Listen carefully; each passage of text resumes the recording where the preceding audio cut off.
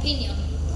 The Turkish state is carrying out an aggressive military operation against the civilians' population, infrastructure, and sources of life in North and East Syria, while the international community is silent.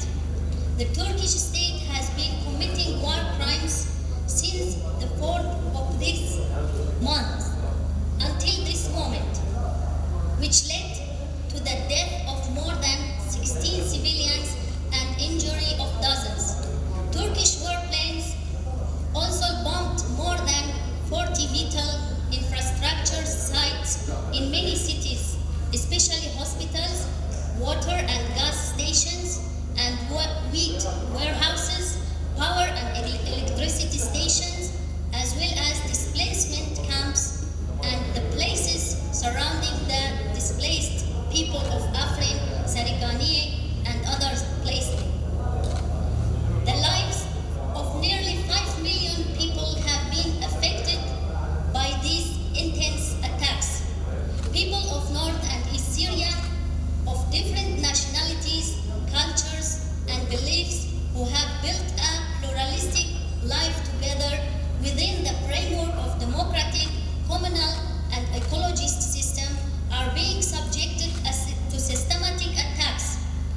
The Turkish state's threats to launch ground attacks on the region are still continuing. The Turkish state clearly violates international humanitarian laws without taking anyone into account, and does so under flimsy pretexts that are far from the truth. Turkish officials has previously shown in the official statements that they will cut off the sources of life for the population in North and East Syria, and this means an implicit acknowledgement of committing war crimes. Silence in the face of these attacks means approval of the ongoing humanitarian catastrophe and the instability of the region, because such attacks disrupt the peaceful of life of people, destroy infrastructure and superstructure, and wreak havoc on the environment. They also open the way for the immigration of more people and for more demographic change politics.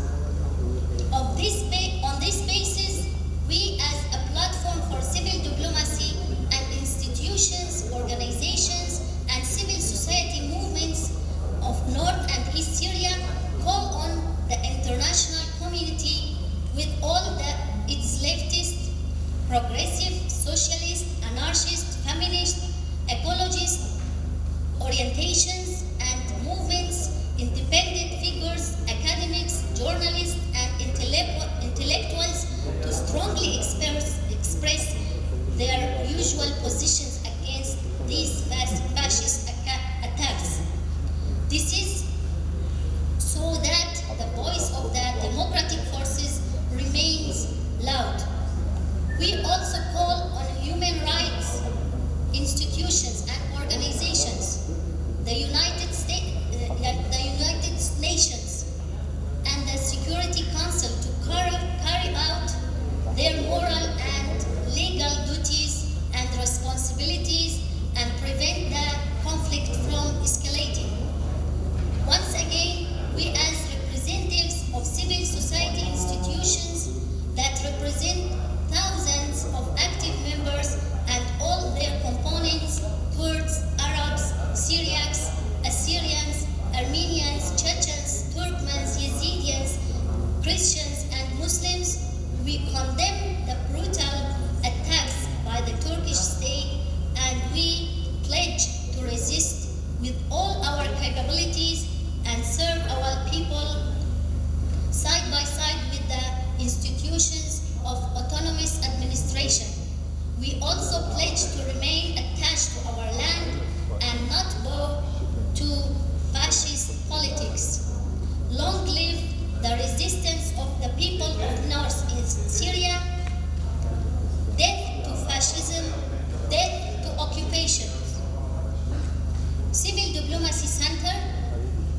Mesopotamia Movement of Culture and Arts, Democratic Islamic Congress, Union of Religious and Beliefs of Mesopotamia, Rojava University, Local Administration Part in the Jazeera region, Democratic Society Movement Tabdam, Civil Society Organizations in Raqqa, Civil Society Organizations in Tabqa, Federation of War Wounded, Afrin Social Association, Green Trees Association, House of Yazidans, Doctor Unions, Pharmacists Unions, Lawyers Union, Artists Union, Laborer Union, Farmer Union, Teacher Union, and Union of Free Media. Kamshno, 8 September 2023. Biji Barkhudana Rojava, Biji Barkhudana Hele Bakur Rojilati Suri. Bez dawaki kniżkę ramową?